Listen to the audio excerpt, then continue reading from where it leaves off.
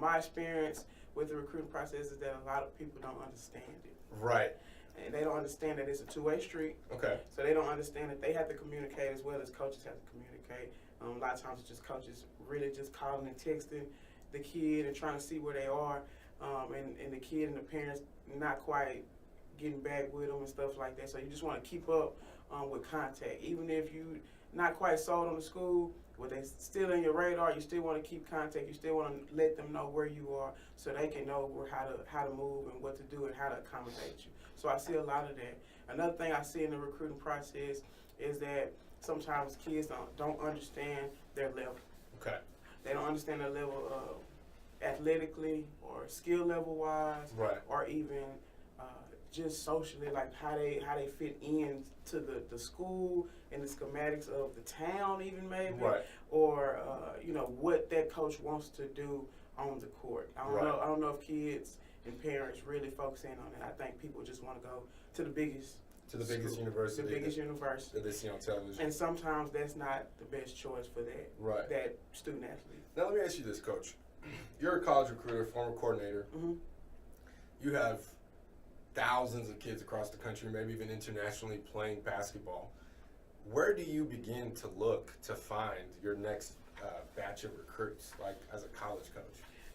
Once again, it's about level. And so the levels I was at, it may be a little more difficult at the junior college level, at the small Division I level, because we had to really search. Because when we go after them, some of the kids we might want might be getting recruited by bigger schools. And like I said, people see the lights and they see the big schools and they don't want to hear from you. So I really just started with kids I liked. I would look at rankings and look at all that stuff just to keep up and just be abreast of it. Right. But for the most part, I went off my knowledge of what I needed, how I needed to accommodate my head coach and what he wanted to do or he or she wanted to do with her program. Right. And so that's what I focused in on, kids that fit what those coaches wanted to do with their program. And I tried to convey to the student athlete what we're trying to do with their program I was in, what we're trying to do and how I saw them fitting in, and tried to get them to see the picture of the big picture of it. I really tried to look at, what level of athleticism they had. Okay. And basically, a lot of it is potential. Right. That kid has some athleticism, they have some skill level. Can I won't say fix, but can I hone in on some of that stuff and see where we can go from there and see if I can mold them into something else that I need in my program. So that's an interesting point, because as Coach mentioned, there's all sorts of lists of top recruits, websites, things like that.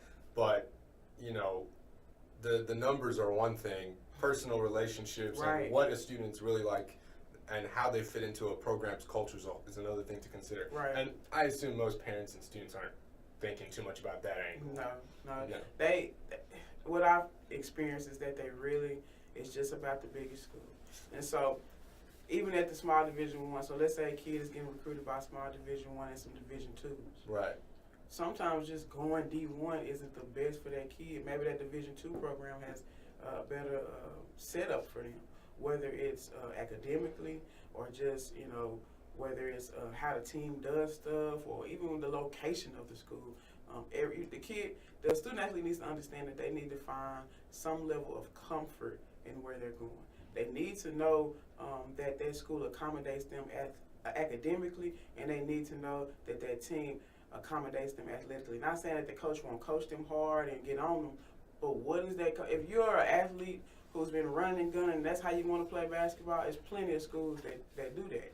So why would you choose a school that doesn't want to do that? It doesn't set you up for success. Right. I'm not saying you're going to play a bunch as a freshman because you do exactly, what that school, what that team does, but you have a better chance to have fun and play and be a part of the team and what they're doing, versus picking a school just because it's the biggest school or because it's somewhere that somebody told you to go to.